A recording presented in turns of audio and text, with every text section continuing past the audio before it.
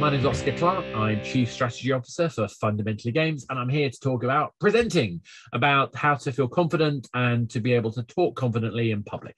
And I'm delighted to sort of share the experience I've had over many, many years.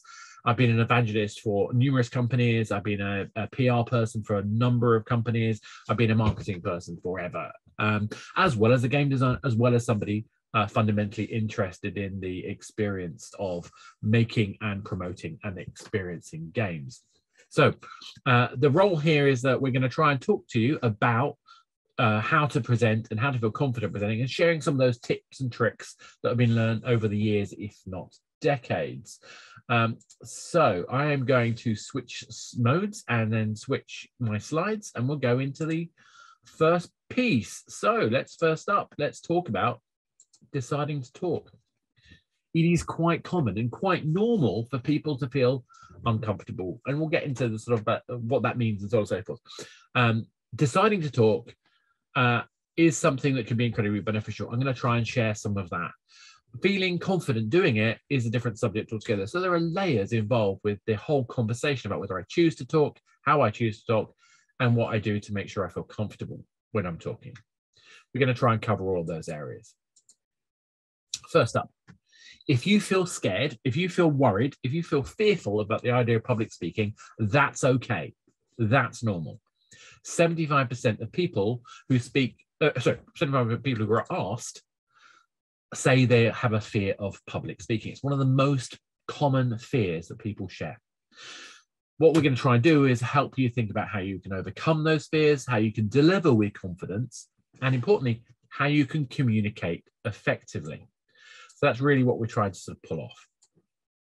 So next up, what's the worst that can happen?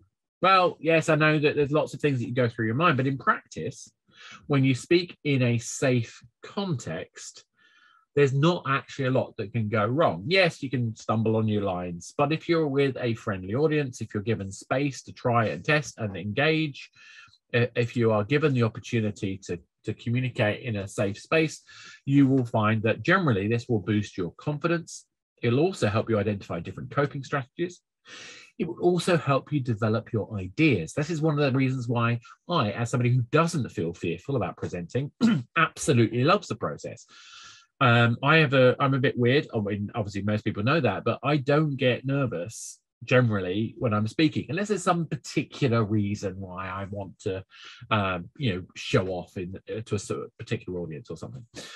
Instead, what I find is that I get fearful afterwards, but actually it's worth it because I get to think about how I deal with any particular topic. So doing this process allowed me to think how I can improve the way I try to help people think about feeling confident presenting. It also let me remind myself about some of the techniques I use that allow me to feel grounded and engaged with an audience. So we're going to cover all that.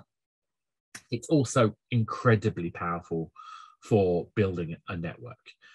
It allows you to, if you're standing on stage, you have a certain cachet immediately associated with you where you are clearly an expert in something.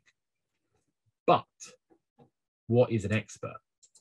Now, one of the best lessons I had about this topic is when I was about 24, I had to give my first ever public speech in front of an audience I didn't know. This was to the Royal Society of Chemistry, where I had failed my A-level in chemistry. And the weirdest thing about that is that despite being surrounded by world experts in chemistry, none of them really knew how computers work properly, and I did. So I was able to talk to them about using software to calculate the nutritional components of any product from its recipe, and they were on my every word. They were absolutely, delighted to find out that there were these different techniques that they were not exposed to. And they assumed that I therefore had their knowledge as well. Now, I didn't pretend that I did at all. I was actually relatively self-deprecating about it. But they really felt comfortable. And then that's when my fears disappeared, because my experience was valid. Even to these world class experts. My perspective was different from theirs. That is what they came to see. That is what they came to find out about. That is what made them interested in what I had to say. So I was also validating what they already knew and providing them with additional information. So I was an expert, despite being 24, having a fail A-level in chemistry. So if I can do that, if anyone can do that, that means that you're going to be able to talk about your area of understanding and realize that you've got a perspective that others don't. As long as you're sensitive to what the audience want to hear and what they want to understand and how you can add value to that and then make that interesting, hopefully that means you're going to be an amazingly interesting speaker. So, and obviously some of the techniques we're going to talk about further will help, hopefully. Getting started. So, how do you prepare yourself to be a successful speaker? So we're going to talk about a number of tips. I think there's 9 of them. And these all are proven, usable, experiential things that are well worth doing. Tip 1. Just think about who you're speaking to. What are they going to want? Who are they and why are they there? Typically, if you're going to a formal event like a Pocket Gamer London or doing an online talk or whatever it might be, the audience has signed up to come to see you. Well, they've come to see lots of talks, but they've chosen from the range of talks that are available to them to come and listen to what you have. So something about the way you framed your talk has already got their interest. So you hopefully will have framed your topic and your subject matter to such an extent where you've thought about who might come to that, how you maximize the number of people who are interested in that topic. And that means you have to think about what problems they are trying to solve and how your lessons, your learnings can help with that process. So like I said, in my case, I have a group of people who may or may not feel that confident speaking, some who may have never spoken before, and that maybe needs us a little bit of a boost to get over that initial hurdle that everybody feels when they're having to face an audience of people. There is something kind of quite powerful about that moment. I'm hoping that my decades of experience doing it, on the last decade I spent, before COVID, I spent basically 10 years presenting at around 30 to 42 events a year. I attended 42 events a year. I spoke at around 30 events a year. That's an enormous amount of speaking experience. So hopefully having that experience, I can share those moments and all the different variations that go with that. But that's what you need to do. Think about how you can apply what you know to that audience. Start small. Don't try to do everything at once. Don't try to build the biggest topic. Think about one idea. Think about the thing that you can add to that one idea. But then tell your story. Think about it as an arc, a hero's journey, if you like. Because people, whilst data is incredibly important, and we'll talk about that later, understanding how we communicate through stories are the things we remember. We don't remember the specific KPI, the specific measurable achievement. What we remember is the story behind it. That's why TED Talks are so effective, because they're all harnessed around the idea of creating a story. Now, obviously, I think you could argue that TED Talks have become a little cliche in some ways because of the way fixed positions and arm movements and things like that, use of imagery or not, those sort of things have become a trope in their own way, but there's lots of good reason why they happen and why they still have value. And hopefully we'll carry on talking about some of that. So next thing, tip 3, tell them who you are.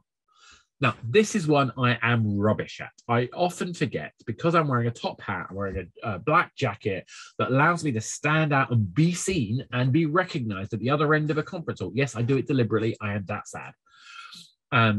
But I forget to tell people who I am because I'm doing it a lot, because a lot of people have seen me, but there will be people in the audience who don't know who you are. And it's okay. You're allowed to say who you are, because that sets the scene and it introduces the topic. I often get complained at because I say, when I was at 3, that is a common phrase I will say on stage. Now, the reason why I do that is because of those people who are aware of the mobile Java era, they will know I was the gatekeeper for all content that went through what was arguably the most profitable channel in mobile games of the time. I say arguably because the scale wasn't huge, but we had the most revenue per user at the time. Now, I say that a lot because it immediately says this. Now, if you've heard it a lot of times, you kind of go bored, but you'll remember why I said it. So repeating is actually a really powerful thing. Repeat and tell people who you are, why you are. Frame the value that you're sharing because of your experience, because of who you are and what you do. And it's okay to say I'm a community manager and talk about community manager things. It's okay to say I'm a community manager and I have done this strange thing and talk about the strange thing. That's okay. But think about making sure you frame for the person who you're talking to, why you. It also invites follow-up after the talk. Never sell from the stage. Always invite people to learn from what your experience is, and that will invite them to come and find you. It will invite them to engage with you, which is one of the points of the networking side of building that relationship with people. As I said, we need to take people on a journey. So tip 4 is all about that journey, that storytelling. So define if you're familiar with the hero's journey, which is Joseph Campbell's way of dissecting what they call the monomyth, or the kind of typical mythology story. In fact, if you've seen Star Wars, you know exactly what the hero's journey is, because you start with the ordinary world of the future hero, the farm boy. The farm boy is faced with a decision. He refuses the call, and then circumstances take over, and he has no choice but to eventually become the Jedi of lore. So that journey, that process, is something that is mirrored in all sorts of different stories and choices. There are actually other models. That's not this talk. We can talk about that another time. But tell a story.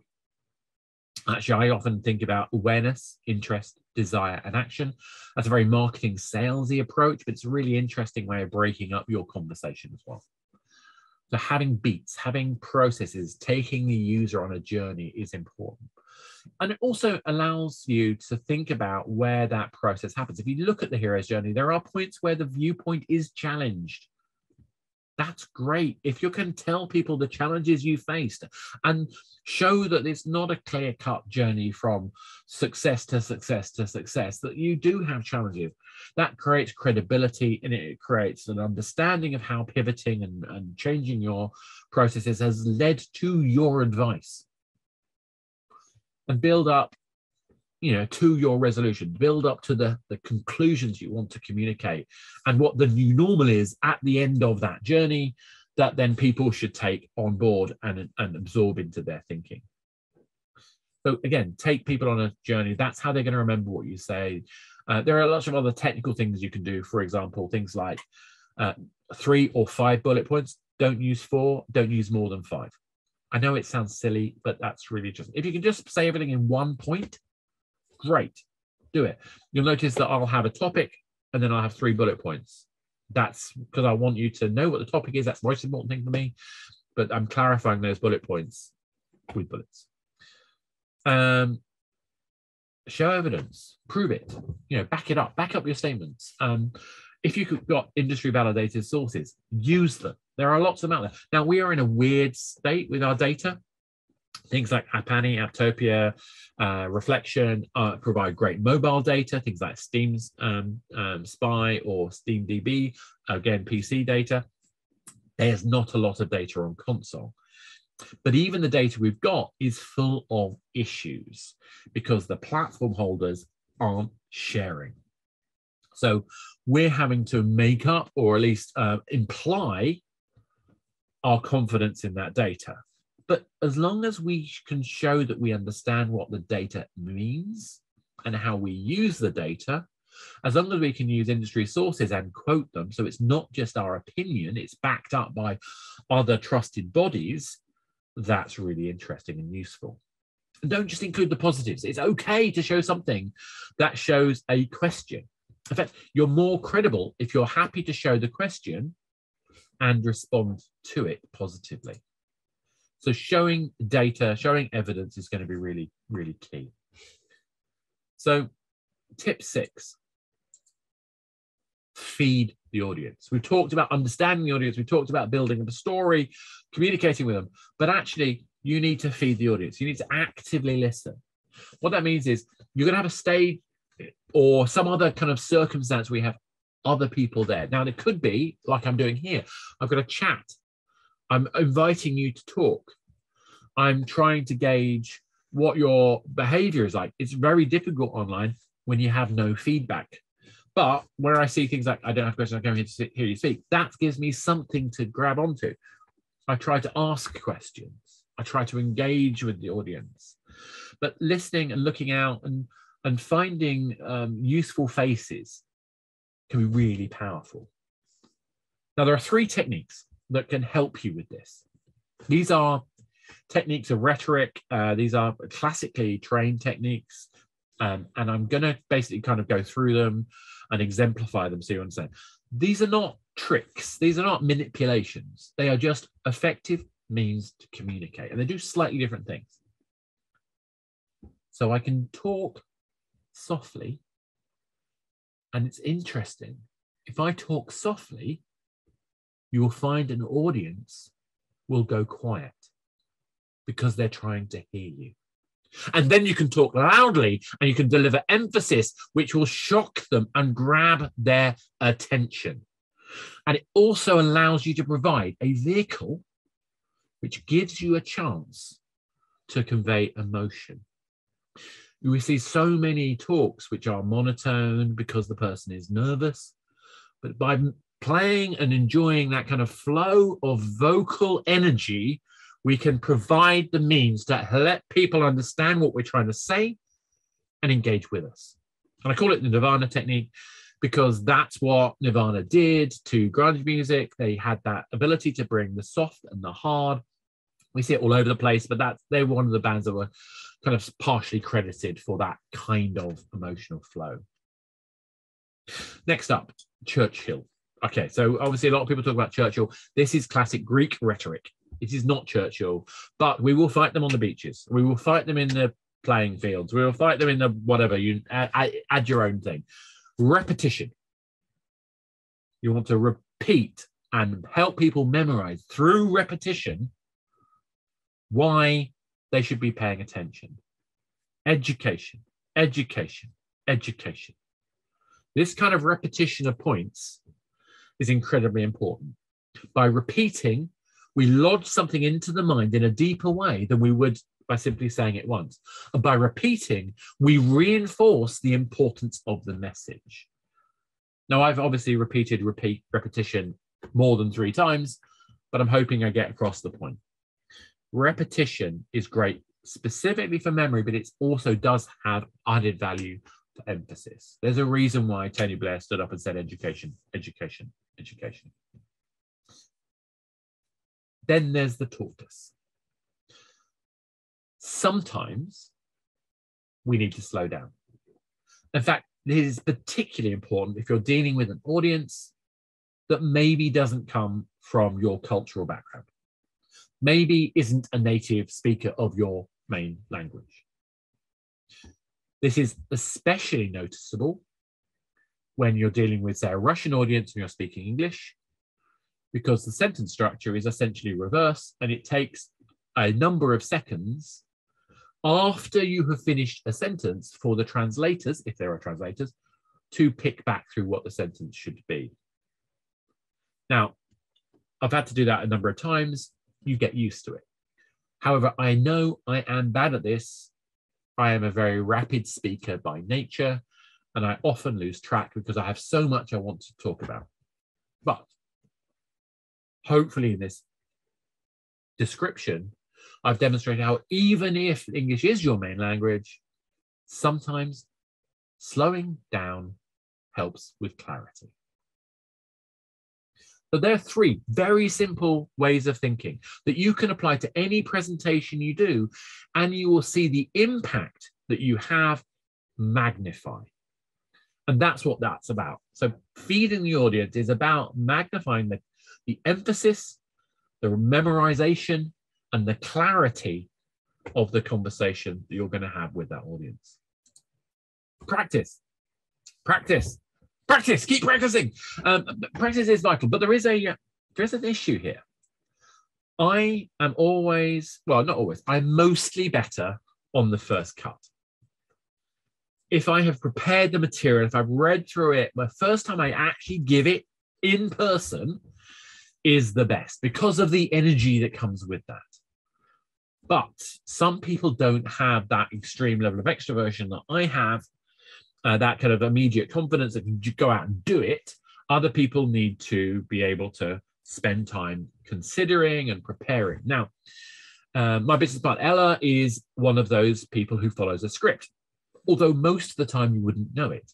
The reason is she doesn't just copy the script. She doesn't just memorize it.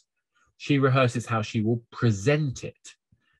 And so that's a different angle. So you have to know for you, where are you most comfortable to diverge from the script? To diverge from the script, you have to know the topic inside out. You have to have a really detailed level of knowledge of the material to be able to just ad-lib it. And any of you who've seen me at Pocket Game will probably be aware that I've spent a lot of time where I've sat on stage and I've basically just improvised the next speaker who didn't turn up's talk, or is a topic on the subject of their talk, and talk for half an hour because I know the subject well enough. Now, that isn't normal. That's probably not wanted by the audience either, but I'm just lucky I have a broad breadth of experience. Now, I'm not suggesting you can go away and do that instantly, but work out your comfort zone. Where are you comfortable to the level of preparation, the level of knowledge to be able to deviate from a script? And if you have a script, make sure you understand the why of every point, not just the point you're making, but the reason why you're making the point and why that point has an impact. Slides are supposed to reinforce what you're doing, and you shouldn't do what I'm doing now, which is reading the slides. Now, okay, hopefully I've shown you how you can read from the slides because I'm talking around the material, on top of the material, and I'm using the slide bullets as reinforcement. But I'm not using a script at all. I don't use scripts at all. So I can do that because I'm using the slides as a reminder. Now, you'll notice I'll have a topic on every slide that's a big chapter section. Why? Because then I know where I am in the talk. I know the flow of my talks intimately. And also, if you're using presenter mode in something like PowerPoint, I can see what the next slide looks like just from the topic of the next slide. So that can be a really powerful way to think and actually help you feel confident as you talk. Now, you can't rely on that with some conferences because they won't show you your presenter deck. You'll only see the slides that other people see. That's okay. You can, even if you wanted to, put your PowerPoint or your whatever slides onto your phone and talk through that. Even use that as a speaker notes if you wanted to. It takes a bit of practice. It's very easy to get, disconnected between the slides that people are seeing and the slides you're talking about. So you have to be very careful about that. But that's where practice comes in. Oh, did I say we have to practice a lot? Actually, interesting, before I go on that, for that one, actually, one of the things that's interesting is the more you present, the more comfortable you'll feel, the more you can go away from memorizing the material to understanding how you want to prepare the presentation and focus on those feeding the audience things that we talked about earlier. Okay, so I'm going to remind you that you should remind people who you are. So I am Oscar. I am somebody who has hopefully illustrated through the talk that I have given hundreds, if not thousands, of presented talks to audiences in person and online, that I've hosted and managed a whole bunch of conferences, that I help people speak. And hopefully by you coming here, you already know who I am or what I do. If not, you can always know how to Google me because I'm the crazy games guy in a hat called Oscar Clark. Knowing that, reminding people of your context, reminding people of your experience gives you a bit of a break, to be honest. It allows you just to take a breath. You're fundamentally reinforcing everything you're saying, and you're reminding people they can come and talk to you afterwards. And remember that repetition thing? Repeating your company, repeating your name is okay. It's good. Because the number of times I've sat there and I've listened to other people speak and they've said who they were at the beginning and they never say who they are at the end. And I've forgotten who they were and I can't be bothered to go find out. Therefore, I don't follow up. So remind them who you are, what you do, what the company is. And it also allows you to it allows your audience to place you as the protagonist, as the kind of lead character in a hero's journey. Another thing that we need to think about is leading your audience to a call to action. You're going to give them a lot of information. You're going to share a lot of personal kind of context, whether it's personal information or it's a different thing, but personal context, because you're going to be telling a story about how you learned the things you have and what you want them to do about it. But you want to give them a chance to ask questions so that you can find out how much they understood, what they gained from that process, but also allowing them to get feedback on their understanding.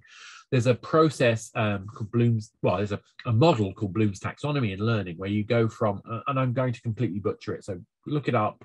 There's a proper explanation of it online, but Bloom's taxonomy talks about kind of how we memorize, then we understand, then we learn to apply, and the level of depth of knowledge and experience and understanding and learning improves the more we do those steps. So if I'm getting people to listen to me, and then I'm getting to ask me questions, and then I'm feeding back on those questions, then we're taking them further down that route of depth of understanding. It's also important that we can give them a chance to contact us, but do it safely. I have a couple of situations where I was doing some growth hacking for a particular company I was helping, and they went a bit further than I was comfortable with, which led to a number of people on my Facebook that I didn't want and had to remove because they acted inappropriately as far as I'm concerned. I mean, nothing wrong. I just didn't like it. You know, politics I didn't happen to feel comfortable with, and I got rid of them. But the point is that you may or may not feel safe with that. You need to find your own grounds and find your own safe space. I like LinkedIn. I like Facebook. I like, actually, I don't really like Facebook, to be honest. Facebook's great for promoting people, games, etc. on ads. It's not great for business personally. LinkedIn I like because it's an amazing place to remember all the people I've met. That's why I have 10,500 contacts. In fact, nearly scraping to the 11,000 contacts. And over the 10 or so years of me evangelizing, I added 1,000 contacts a year. So anyway, point is to find somewhere that you're comfortable with, that you're safe with, that people can find you, and you can track and remind yourself that you have met this person, or you've talked to that person, or you've engaged with that person. It's really useful. But also tell them what you expect them to do for you. And so, you know, we'll get to that later for what I expect you guys to do for me. Expect is a bit strong, but what you hope that they will do. And part of that for me is that you'll feel more confident being able to volunteer, to do talks, to try things out, to maybe go on podcasts, to start networking. I'm hoping that I think most of you already have us on your, you know, you've signed up to our mailing list, I believe.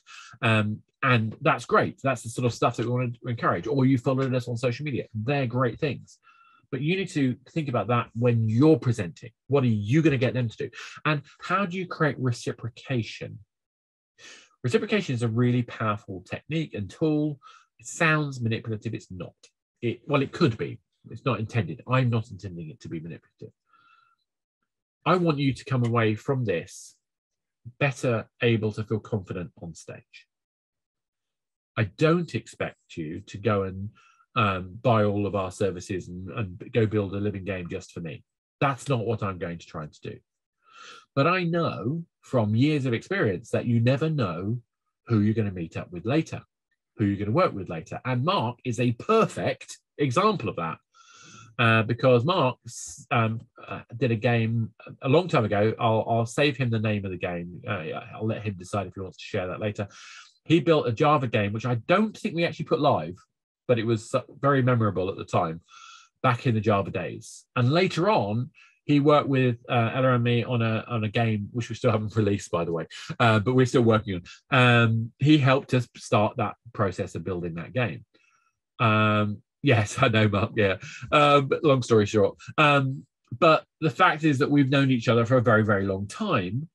And so that positive connection, I'm basically saying don't burn bridges and build bridges as much as possible. Leave, the potential, the operation, the connection with every potential contact you make through talking. The amount of work, the amount of contracts, the amount of positive experiences I've had because I've stood up on stage is incredible. Even just something simple, like when I wrote a book, I had someone from Wargaming come up and buy 5 copies the day it was released. That's a lovely thing to have happen. Whether they use it or not, doesn't matter. Well, it does, but I'll let them decide that. It was a lovely thing, and it happened because that person had seen me speak at lots of conferences and wanted to know what I'd written about. So they're my 9 tips. Hoping, there's a lot in there. There's probably too much. I'm breaking my rule of only 3 bullets, 5 bullets, but I hope that I'm telling a story in the process. You'll be able to get these slides and you'll be able to go through it in your own leisure. But I'm going to try and give you a couple of more advanced tips as well, something a bit more personable rather than the practicalities of actually talking.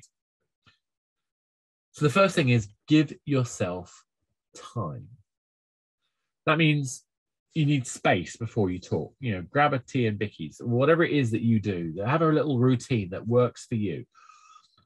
Make sure you've checked the tech that you're using. I spent the first 20 minutes before, in fact, it was only about half an hour before, making sure that I've got my OBS webcam stream working, which wasn't working for some strange reason. And I managed to sort it before anyone came on. I didn't end up getting stressed in the last 5 minutes. It means that we now have this new format where I can be in the presentation rather than having to share my screen separately. I'll love to know if you think that helps or works. You can also run through the slides one last time just to make sure you've not missed anything. It also means you check you've got the right deck. The number of times I've gone and opened up the deck and gone, hang on a minute, that's not the slide. Where's the updated slide? Oh no, the updated slide's not there. And then I have to go rebuild it because it turns out I didn't save it or it got deleted or whatever else. These things happen. If you give yourself time, you can avoid that horror that happens with that. But I think it's also important, even if you are an outrageous extrovert like me, exactly, you're only human. Even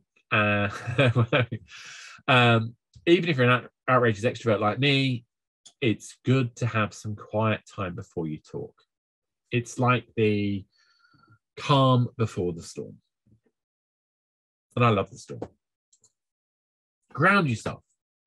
Take time to breathe. Take time to sort of feel connected. There's a reason why the TED Talk guys stand there with both feet squarely on the ground, fully shoulders towards the audience with their arms out.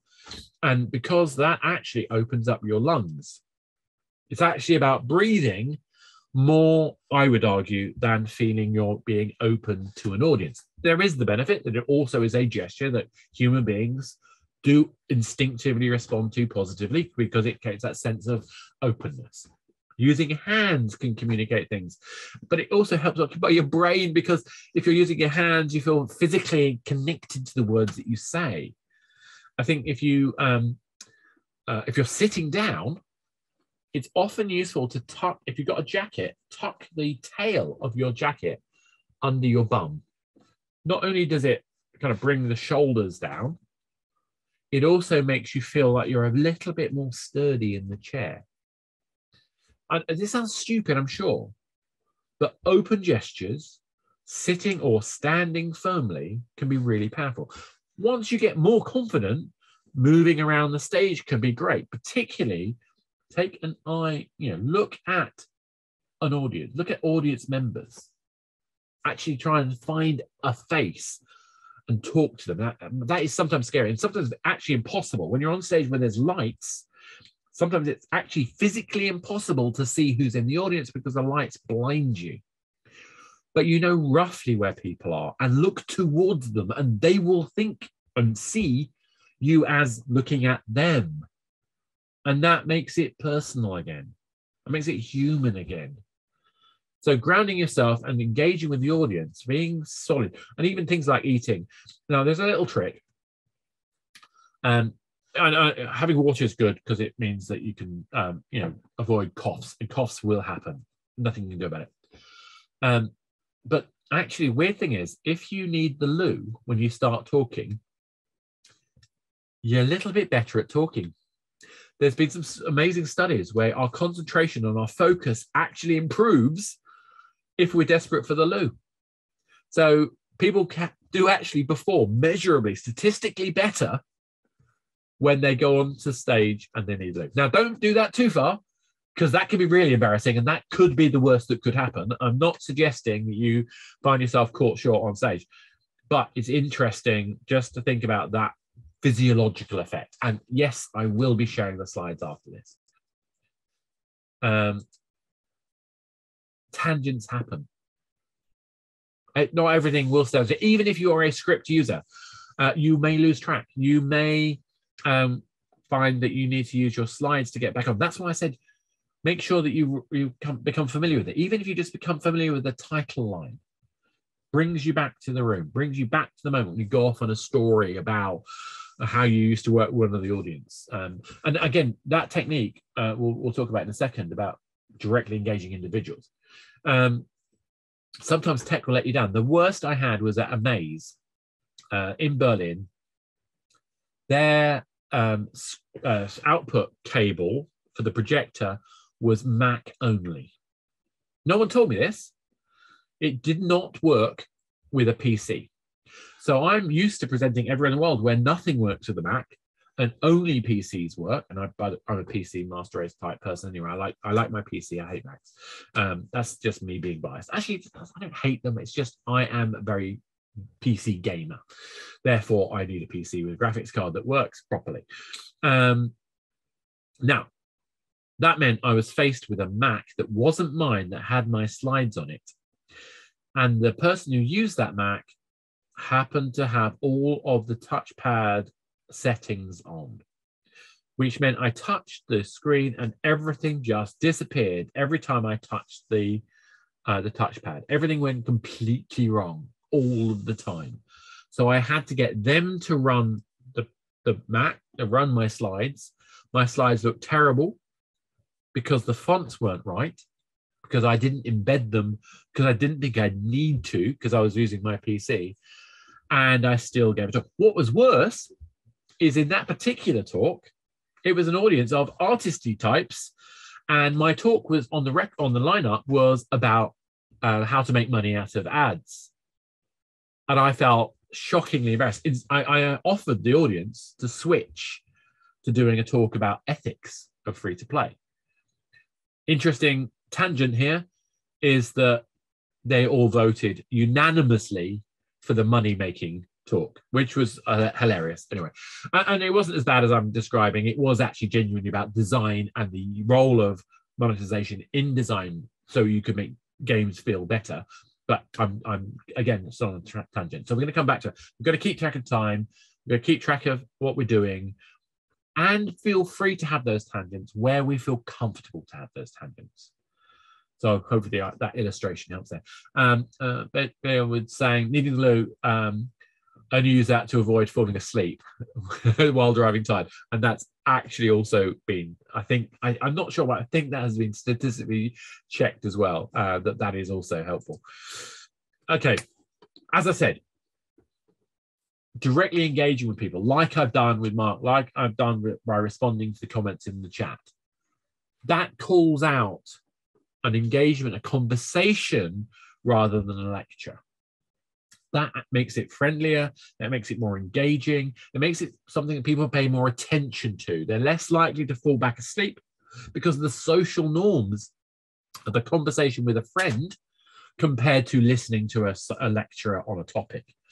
And if you can call out friendly faces, if you can look at individuals in the eye, if you can make the story feel authentic and personal, then you're taking those people on a journey with you.